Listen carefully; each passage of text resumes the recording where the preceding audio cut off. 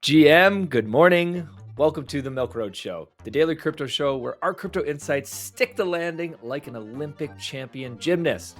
I'm your host, Jay Hamilton, and today is the Crypto Olympics. Which countries are leading the way in crypto ownership, adoption, and activity? And how does global crypto adoption impact your investments? Here to guide us through this conversation is Kyle Reidhead, Milk Road co-owner and head of research at Milk Road Pro. Before we jump in, today's episode is made possible by CoinGecko API. Make sure you stick around to learn about their offer just for you Milk Road listeners. Every crypto project needs reliable on-chain data. At Milk Road, we trust CoinGecko API for dependable crypto prices for you. And it's not just us. CoinGecko API supplies thousands of crypto projects with comprehensive data, including prices, market trends, NFT data, and on-chain DEX data. Best part, its integration and developer resources make it easy to set up. Friends of the Milkman, guess what? You get a free trial right now. Visit coingecko.com/API and use code MilkRoadTrial today. Kai, let's start off with why did we want to have an episode other than it's fun to talk about the Olympics and nations competing against each other? And I bet you if you're listening to this, you're wondering, hey, how's your country and how's your continent doing in crypto adoption? But more importantly, why is it relevant for investors in the crypto markets to understand global crypto adoption? Yeah, so this actually came out because our team, we have between Milk Road and our other company, we have close to 30 employees, and they're from all around the world. I think we represent something like 15 or 16 different countries, and it's on many different continents. And we were all having a discussion the other day about crypto and trying to understand how each of us use crypto and how people they know use crypto in their country. And we came to realize it is very, very different in different parts of the world. It's different in the way that people use it. It's different in the reasons why people use it. It's different in the applications and the blockchains and even the centralized exchanges, the websites. It's like the assets. It's a very different world depending on where you are in the world. And what I came to realize is hey, this really matters because in Canada and in North America, let's call it, or the Western countries, we see crypto very differently than people that are in South America or people that are in Asia.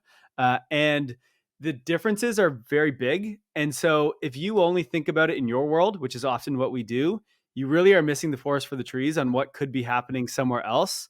And you might have adoption massively somewhere else around the world in a way or for a reason that you're not thinking of or you don't care about, and you're going to miss something really, really big. And the more I speak with people around the world, the more I realize I don't know shit about what's happening with crypto adoption. Now, thankfully, I do because I've also traveled the world and I've been doing this for many, many years. So to say I don't know shit is not what I meant to say, but many people don't realize what's really happening around the world. And I think it matters so much. I'd also love to know where our listeners are. This episode is for you. This show is for you guys listening. So if you're listening, comment on Spotify, on YouTube. Where are you located in the world? And what's your main reason for using crypto? Let's get a little competition here, folks. Let's see where all of you guys are from and who is leading the way in crypto adoption and what your use case is, because as we see, it's so different depending upon where you are in the world. And that's a really key thing to understand. We all need to understand each other's reason for using crypto because it's going to broaden our perspective and help us make smarter decisions. Yeah, well, and also crypto is just a very global thing, right? Like when you think of investing in the stock market, for example, you're investing in, I don't know, the New York Stock Exchange or the NASDAQ. It's mainly companies that came from America. And the apps are mainly used by Americans or North Americans and Europeans, right? And if you go into China and you start using their apps, you've never heard of these apps. They look way different than apps that we know of. Their stock market's way different. And it's a whole different world. And crypto is that, except it's investable to anyone around the world. And so when you're investing in whatever it is, you're not just playing against other people like you are when you invest in the NASDAQ. I'm typically playing against other Americans and other Canadians, right? But when you are investing in crypto, and I say playing because these are markets, it's peer to peer, you're playing against others. It's like when you're investing in crypto, you're playing against people in all parts of the world. And that's not how the stock market works. So it's a whole different dynamic. Let's jump in without further ado. What is the breakdown of Crypto. Let's start with crypto ownership by continent. What are we looking at when we look at that? Yeah, so this was we actually put a newsletter out on this, I think a week or two ago, and I think the most interesting stat here was that the fastest growing continent right now for crypto is South America. 116% in the last year, growth from 2023 to 2024. Now, they're not the largest user base of crypto. That's Asia, which is massive, 326 million. I mean, they have a lot more people in Asia than anywhere else in the world, so that would make sense. But they are also very much early adopters of crypto versus kind of the rest of the world. But you have basically Europe, which is growing at 60%, but you have Latin America growing at 116%, and then Africa, which is pretty large at 43 million, growing at only 8%, so much smaller. And then North America growing pretty good at 38.6%, and roughly 72.2 million people. And then I guess you also have over in Australia, New Zealand, it's tiny, 3 million people. That's it. But 114% growth. That's pretty impressive. The other thing that stands out to me about this is the percentage per capita, and South America leads the way in that as well. Not only are they the fastest growing, they also have 12.8% of their population that owns crypto, which is the highest. North America next at 12%. So it sort of depends on how you break down these numbers in terms of who's winning the crypto Olympics. But let's dive into each one of these continents to really understand what you said before, which is how are they using crypto differently? What use cases are taking off in each one of these continents? You want to start us off with South America? Yeah, for sure. And just some quick context. So, why I'm kind of useful to help here is I've spent the last 5.5 years nomadic, so sort of traveling around. I lived in Asia for a year in 2019. Actually, that's where Jay and I started our first company together, which is kind of fun. And then I've lived in South America for a lot, South America, Central America, Mexico, for a couple of years. Over the last few years, I've lived in Europe for about half a year. I've never been to Africa, so I don't have a lot of context there, but I have talked to a bunch of people and read a bunch of things on what's happening in Africa, so I can shine a little bit of light there. I've also spent some time in Australia and in New Zealand as well, so I have that on the resume too. So we'll dive into a bunch, but let's start with South America because I just came back from 6 months in South America. Was in Argentina, Brazil, Uruguay, Chile, and then was up in Central America with Panama, Costa Rica, Nicaragua. And so it's very interesting there in terms of how their financial world works. It's very different than the US and Canada and Europe, the Western world, which most of I think of our listeners come from.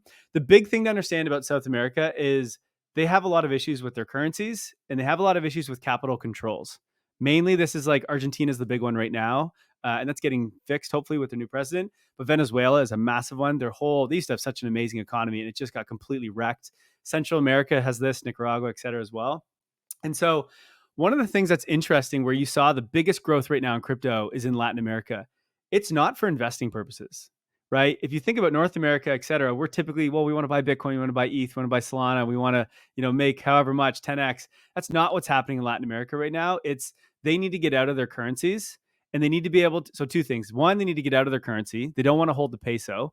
And so they want to hold US dollars, but they can't hold US dollars because they have capital controls. So for someone to send money from, let's say, America or Canada into Argentina, it's extremely, extremely expensive. They lose like 10, 20% just on sending it across. That's it, nothing else. Even if you're in Argentina and you want to move your pesos into US dollars, it's extremely expensive. They have an exchange rate. And then if you go to exchange money in Argentina, they add like 10 or something, 15% it changes every day on what that exchange rate is if you're a local. If you're a tourist, you get a better exchange rate than if you're a local because of these capital controls. It's actually a bit crazy and very frustrating. And so in Argentina, it was a mess. You go to a restaurant and every restaurant has a different exchange rate. And so like you're kind of sitting there deciding, do I pay in pesos? Do I pay in US dollars? Like what's the better deal? And then you're like, do I pay with your credit card? But if you do, some have very high fees and some don't. It depends. And so you actually have to, with every single bill, ask all these questions and figure out what is the best form of payment. Is it fiat US dollars, fiat pesos, credit card dollars, or something else? It's a mess. Not only that, but if you try to hold pesos, before we got to Argentina, a couple weeks before, they devalued the currency by almost 50%. So like you would go to buy a I don't know, an ice cream at McDonald's. This is one of our employees is from Argentina, and he bought it for, I think it was 400 pesos, which was equivalent to about $1.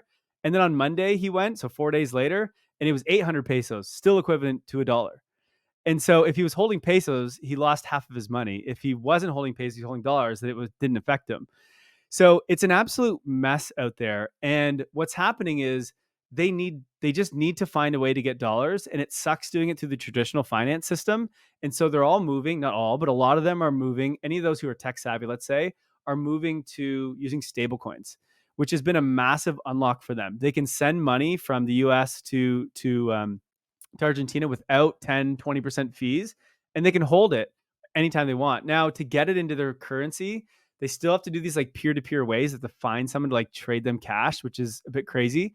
But what's interesting is there's a bunch of new applications that are opening up. So one of our employees who's in Colombia, him and his friends and a lot of people he knows, they use this app. I can't remember the name now, but he said there's tons of them all around Colombia, all around Argentina, where you sign up.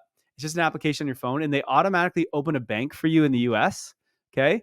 And then they tie it to I think it's a debit card, maybe a credit card in Colombia or Argentina or whatever country. And what happens is the US company, because a lot of these people in Latin America work for US companies, right, in the tech world, but we can't pay them. And so what they do is they use this app. We pay that bank account in the US. And then when they want to use it with their credit card, this app converts that in the US into a stablecoin, USDC or USDT. And then it comes across border to Colombia, and then they can pay in their currency because they sort of in the back end, they flip it, these currencies. So they don't have to think about any of that. It's super, super cheap. And the applications in the back end I think they're getting yield off the stable coins that they're holding. But they don't even pass the yield to the people in Latin America, and they don't care. They don't want yield. They just don't want to lose. I think in Argentina, it's like 250% inflation over the last year, which is crazy. Venezuela's even worse. So for them, they're just looking for a life raft, something to just like give them, allow them to not lose their money. And so that's how they're adopting crypto. And there's all these new apps that are coming out that we wouldn't think of. If you go back to like, let's say the US or Canada or Europe, this isn't really a problem for us, right? Stablecoins isn't a big deal because we have good currencies and we don't have crazy capital controls. And so we don't really need this stuff. Like if you're in America, you're like, I have Venmo. I don't need to worry about sending dollars to anyone, right? I have a US bank account, so I can get money from anyone in the world, and it's pretty easy. You don't get that in Latin America. And so that 116% of adoption you're seeing is coming because of these currencies that are inflating. So seeing in South America a clear use case around stablecoins, which is just developing all this ecosystem of apps around supporting South Americans in using these stablecoins, holding stablecoins, spending this money with stablecoins, which you can just imagine, like that is just being built right now, that structure. So huge opportunity and things happening around that. What about if we go over to the brother up north or the sister up north to North America?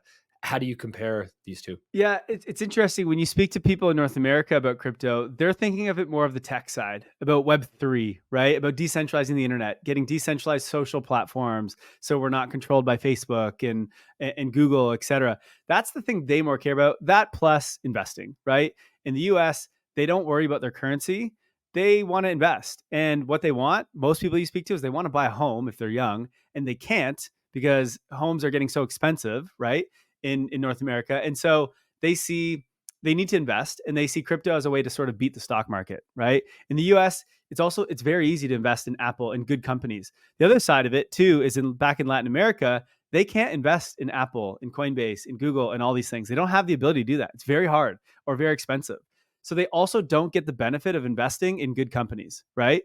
Whereas the US, they have that. And so they come into crypto more for the tech, to have fun, play around in meme coins, to try to like build a business, and then to try to beat the stock market, right? They don't care about stablecoins so much. I think we all see it. If you're really in the space, we see it as a big thing, but it's not why we're in the space. We're investing in Sol and ETH and like trying to beat the stock market. Whereas that's not what's happening in Latin America. If we go from North America, which I think most of our audience will understand, let's take a look at some other continents which are much more different. Want to jump over to Asia, which, as you mentioned, does have the largest amount of crypto owners, over 326 million. What's the use case and the adoption like in Asia? Yeah, Asia, because there's so many people there. There's a lot of different things, but this one's really important, I think, for users to understand. So there's a few different ones. One, Asians love games. They love gaming, right? And for them, gaming, it's normal to buy things in games. It's normal to pay for games. It's normal to do all this kind of stuff. Whereas when you had all these like games in Web3 where you had to pay to get involved, in the US, people get all mad, right? In North America and Europe, we're like, this is weird. Why are we doing this? Like, this is never going to make it. In Asia, they're like, oh yeah, this is super normal. Of course we'll do that. I'll pay for a skin. I'll pay for whatever. Like they've been doing it for forever. So they're big on gaming, number one. And they also think about gaming very differently than we do in other parts of the world. And so that's one thing to understand is so many people were fading parts of Web3 gaming because it didn't make sense in our culture, but in Asia culture, it's very, very big. So that's one. Two, depending again, where you are in the world, in China, let's say, for example, they love gaming. They also love gambling. So they love to get in, do leverage and perps and things like that in the market. So like they're really, really high volumes in the perp side of things, whereas not as much in North America. So that's one thing to keep in mind. And then if you think of just the way that China works is they don't really have cash anymore, depending on the towns you're in. But in the big cities in China, they haven't had cash for a long time. They just pay on phones. They just scan, and that's like what everyone does. Like if you try to pay with cash in China, they'll laugh at you. Like, what is that? You know what I mean? Like it's a very weird thing. So like digitally native currencies is kind of already the norm in China, and I mean not just for young people, but for like the whole population. So the idea of paying in crypto is actually a little bit more natural to them for all ages, not just young ages. Whereas in America, it's like you talk to your parents about doing that, and they're like, "What? I can pay with my phone? That's really weird, right?" So it's a whole different dynamic. Plus, their finance apps are integrated into like their social media apps, and they're like other apps. So like to integrate finance stuff, like what we're trying to do with like Farcaster and Lens into social, it's very normal in Asia, not very normal in the US. So very different there. Then if we zoom out, we get outside of China, the rest of Southeast Asia, similar to Latin America. They have troubles with currencies. They don't have great financial structures and financial services. And so for them, they see a few things. One, they see kind of the same as the idea with stablecoins. That's very important to move money from one country to another. They have capital controls. They have difficulties moving money around. So stablecoins has been great, but different than how we see stablecoins. They use USDT. They use Tron. When you talk to someone in the US, they're like, Tron? What do you mean? You use Tron? You use USDT? Like, why not USDC and Base or Solana? But over there, they're saying the opposite. They're like, wait, you use Base or you use like whatever? Like, we use USDT. That's our golden stablecoin. So it's very different. They use Binance, Tron, USDT. In North America, we use Coinbase, USDC, and then like, I don't know, Base or Solana kind of thing, or Ethereum. So it's a very different dynamic. And then when you go into more like, again, Southeast Asian countries, they obviously they're developing, so they're not making as much money as the rest of the world. And so play to earn, airdrop farming has become really big. One of the biggest places to gain adoption in crypto this year or last year is Indonesia. And what are they doing? It's airdrop farming. And I don't think people understand. This is also true in like Pakistan, in India, the level of what these guys are doing. Like they're onboarding millions of people because they're actually just getting paid salaries to work in like factories where there's hundreds of people inside these factories with hundreds of phones each, all airdrop farming. And they make like a couple bucks an hour to do this. And then the company is the one that gets all the tokens, right? And they're hoping that they'll make revenue from that. It's a real business. And so it's a whole different dynamic than what we think of. Same with play to earn. With Axie Infinity, it onboarded like millions of people from the Philippines, still is today. And it was a way for them to make money once again. So they were sort of farming this game. And again, in North America, you can make a few bucks a week playing these games or doing these farms, and you're like, whatever, I don't care. It's not valuable to me. But over there, in some of these countries, it is very valuable. And so like they actually spend a lot of time doing this. Now, is that sustainable? I don't know. Is that like a good thing or a bad thing? Like, I don't know. But one thing I would say is because of Axie Infinity, which didn't really work out because it wasn't sustainable, it got millions of Filipinos familiar with crypto, understanding how to bridge, getting a Binance account, understanding how to have a Web3 wallet. And now you have like the I can't remember what the currency of the Philippines is. Sweet love potion. Have that on chain. Yeah, yeah. Smooth love Smooth Love potion. Potion. But yeah, they that's from Axiom Pinny for those that don't know. But they actually have integrations with banks now in the Philippines. Like it got a lot of adoption that have opened up doors to more than just Axie Infinity. So it did unlock a bunch of really cool things for the Philippines. So again, things that look weird to most end up being like really, really good for some parts of the world, which is quite interesting. I want to go to Africa next, but before we do, I just want to, you really make a good point around, I think we forget that in order to get people into crypto, we need some entry point, we need adoption. And in a lot of these countries, the adoption is very different than in North America, where in North America, we might just be using exchanges to like buy and invest in crypto. We haven't really gone, a lot of people aren't going on chain, they haven't taken the next step. Whereas in a lot of these other countries, they are taking more steps. And as a result, they're learning how to use crypto in a different way that we might not see in other places, which could lead to a skyrocket, I think, in adoption as it picks up steam. Let's go to Africa. What are we seeing in Africa? Yeah, we'll do Africa, and then we'll wrap up with Europe. Maybe we'll quickly touch on the Aussies, but they're not doing much but surfing and drinking beers. So there's not much going on over there. No, I'm just kidding. I love the Aussies. Africa is a very different one. So if you think of the way that Africa or Africans adopted, let's say, the internet, they didn't have dial-up and they didn't have computers. They sort of leapfrogged that part of the whole internet revolution and just jumped straight to broadband and mobile phones. And in terms of financial services, the same thing's happening. Most of them, and there's millions and millions of people over there, never had access to banks, right? Now, it depends where you're talking about. Of course, like places like South Africa, they have banks, okay? But I'm talking about the bulk of people in Africa. They don't have access to banks, which means they actually just don't even have access to like send money from one country to the next. And so there's a few problems here. One, they don't have access to banks. They can't take out loans. They can't do any of that stuff. They can't store their money on their phones or on the internet, right? Which sucks because crime is also really big in Africa. And so they have to keep a bunch of cash, like let's say under their bed or whatever, and people break into their house and steal their cash. And like that really sucks, but they don't have an alternative because there's no bank. And so that's not ideal. And then also remittances is crazy in Africa. You have to use like Western Union in that, and they take like 20, 30% of whatever you're sending back.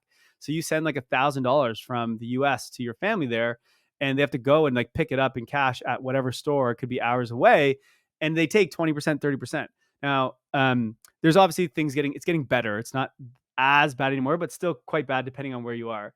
And so what's happened now is everyone in Africa has got access to phones, and they've got access to the internet, to broadband. And so now with crypto, they can get a wallet or a bank account in a click of a button, right? It's so easy to get a MetaMask wallet or whatever in Africa. And all of a sudden now they can send money from the US or from wherever, and they can just get it immediately for free. They've never had that before. And they can store their money on their phone rather than in cash. And so this is a massive unlock for Africa. Now, it's slow there. It's tough, right? Like this isn't normal for them, but the adoption is coming over there. The other thing to think about is in Africa, if you want to run a business, you can't, it's very hard to like import stuff because one, importing is difficult, but then to pay for that stuff, they don't have access to Stripe. A lot of countries, they don't have access to PayPal. And so like, if you think of just commerce online, a lot of places in Africa, let's say the Middle East, etc., they just actually can't do that. And so a lot of things you would need to buy to run a business or start a business, you actually just can't do it. And so crypto allows them to do that. And so it's opening up opportunities for different ways to run businesses, to like buy things from other countries that they just couldn't have before. So I think that's a massive, massive unlock in Africa. And I think we'll see a big adoption there. Also, you have the same idea of what I talked about with Southeast Asia in terms of like airdrop farming, games, stuff like that, things that they can make money from. They're doing that. Also, one other thing with Africa is a lot of them work online. This is true of India as well. They work online. A lot of people in Africa and India work online for like American companies, and it's hard for American companies to pay them. And so a lot of them resort to crypto, which is going to, I think, continually be a huge, huge unlock. We do that ourselves with a lot of our employees around the world. It's just so much easier to pay in crypto. Speaking of working online, before we jump into Europe, and then also I want to touch on Russia, Ukraine, and some of these war-torn countries that are also in a different situation.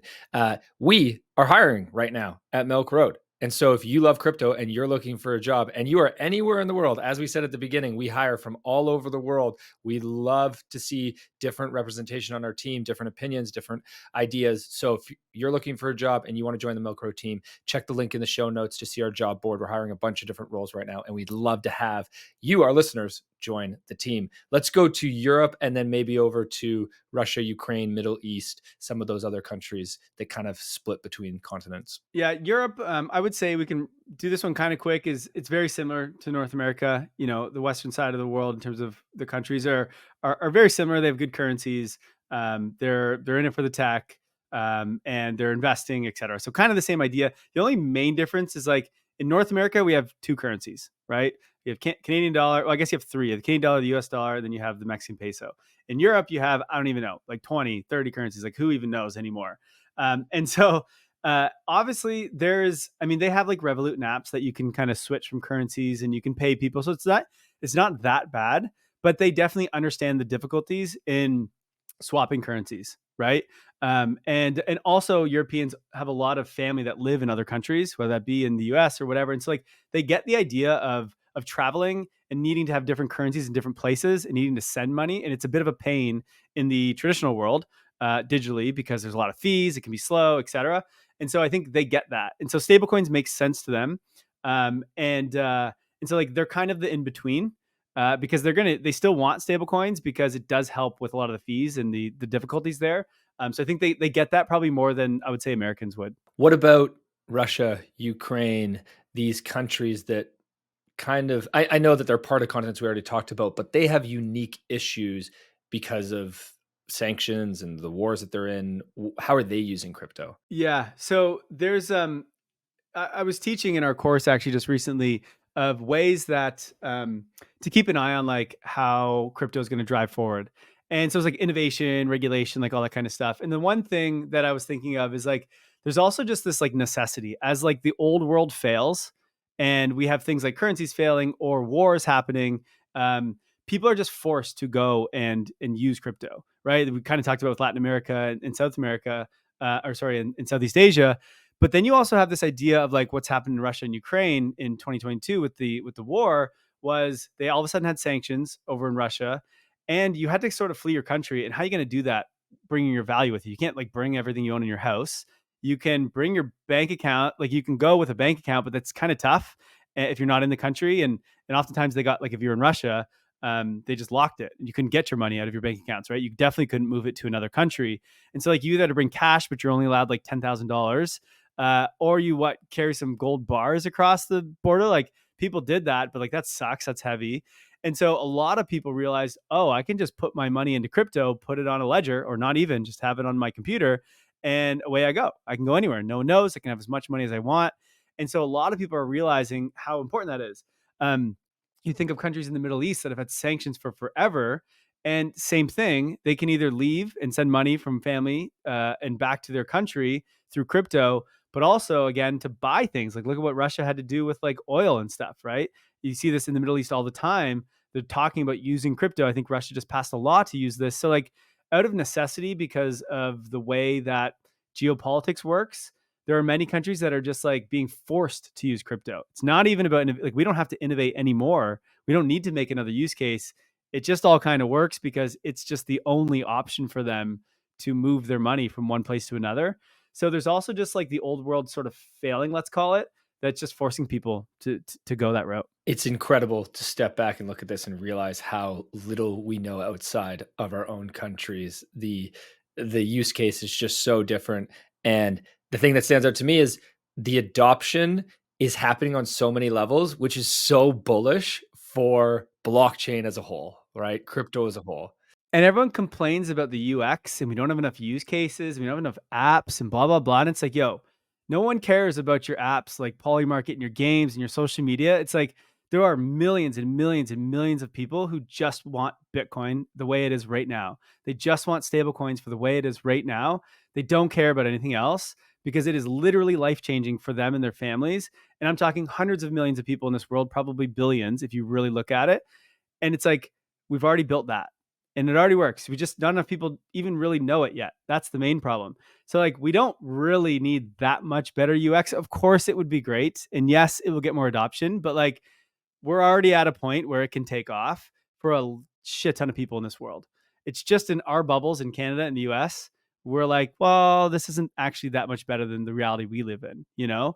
And it's really important to, I think, move yourself out of that perspective and try to see the bigger picture here of what's happening in this world, because adoption is coming from areas not where we're sitting from. Kai, thanks so much for joining us today. Thanks for breaking it down and leading us through the Crypto Olympics. I hope you feel good about your continent. Thanks so much for listening in, everybody. Have a wicked awesome day. Thank you for listening to Milk Road Radio, the easiest path to get smarter about crypto. If you like this episode, share it and hit subscribe or follow so you don't miss out on the next one. There's also a link in the description to our free 5-minute daily newsletter where we simplify crypto for you while making you laugh. And if you're willing to step up your crypto investing game, then we'll leave a link to Milk Road Pro as well, your #1 resource to help you invest successfully in crypto. One final note, this podcast is for educational purposes only, and nothing we say is financial advice. Crypto is risky, so you should never invest more than you're willing to lose. Thank you, friends, and we'll see you in the next one.